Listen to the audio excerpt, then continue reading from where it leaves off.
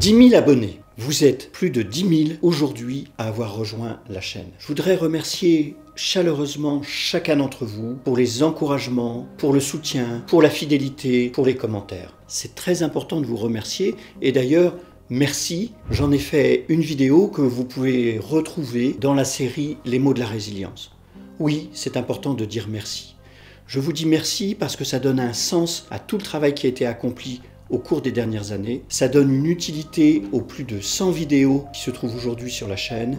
Et puis, ça me permet de savoir que des milliers de personnes ont pu avoir recours à cette chaîne pour comprendre ce qui leur arrive, pour trouver des solutions, pour proposer une aide à des amis ou à des proches. Quand on nous parle de la chaîne, il y a quelques questions qui reviennent très fréquemment. Et du coup, à l'occasion de nos 10 000 abonnés, j'ai accepté de jouer le jeu de la foire aux questions. Alors, première question, comment t'es venue l'idée de lancer la chaîne YouTube La Fabrique de Résilience ? Eh bien pour moi c'est un projet très important parce qu'en fait je suis un résilient. J'ai raconté l'histoire dans un livre dont je vous ai déjà parlé qui s'appelle L'enfant frigo, qu'on trouve en livre de poche et qui raconte mon histoire, mon enfance autour de la maltraitance. Et en fait toute ma vie j'ai accompagné des personnes dans tous les métiers que j'ai pu réaliser. Et avec cette chaîne, je me suis dit que je pouvais démultiplier mon impact, toucher encore plus de monde et offrir des ressources, mais surtout partager mon expérience. Et en 2020, avec l'épidémie de Covid, avec toutes les difficultés rencontrées par de multiples personnes, j'ai décidé de passer à l'action, de créer la chaîne et d'offrir le plus d'informations et de conseils possibles.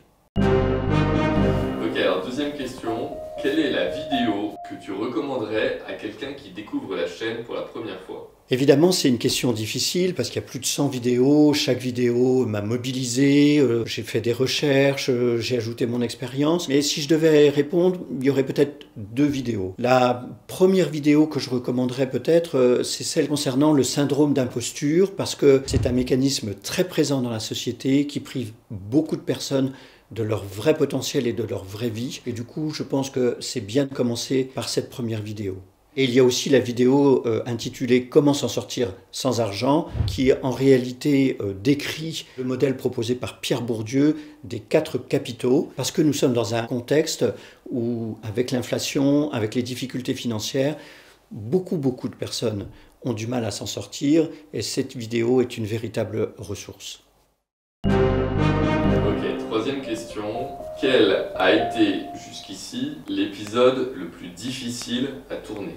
Eh bien, dans l'ensemble des épisodes, évidemment, ça dépend de ce qu'on appelle difficile. Mais il y a eu un épisode où j'ai dû faire un peu de sport, parler avec un ballon, etc. C'est pas forcément ce que je fais habituellement. C'est en extérieur. Des personnes regardaient ce qui se passait et pouvaient me déconcentrer. Les enfants jouaient au ballon à côté. En plus, il faisait plus de 40 degrés. Bref, toute une série d'éléments qui font que pour tourner la vidéo, c'est plus ou moins acrobatique, mais finalement, je suis assez satisfait du résultat. Dans un autre genre, la vidéo consacrée à comment pardonner n'a pas été évidente pour moi. D'abord parce que c'était la première fois qu'on tournait en extérieur en marchant, et puis parce que sur le plan émotionnel, cette question du pardon résonnait particulièrement avec mon histoire, qu'elle m'a également pas mal mobilisé. Ça a rendu pour moi ce tournage particulièrement sensible.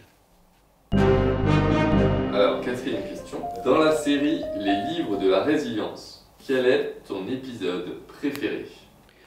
D'abord, je voudrais dire que j'ai créé cette série Les livres de la résilience parce que pour moi, les livres et plus généralement même la culture sont un outil majeur de résilience. Alors évidemment, j'en ai présenté un certain nombre. Peut-être si je devais choisir ou en tout cas commencer par 2, ce serait The One Thing.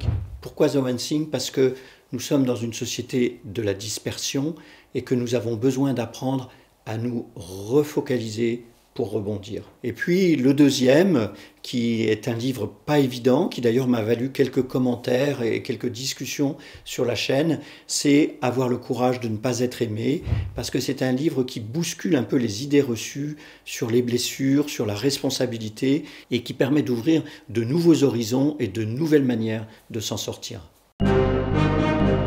Quels sont les potentiels projets pour l'année 2024 ?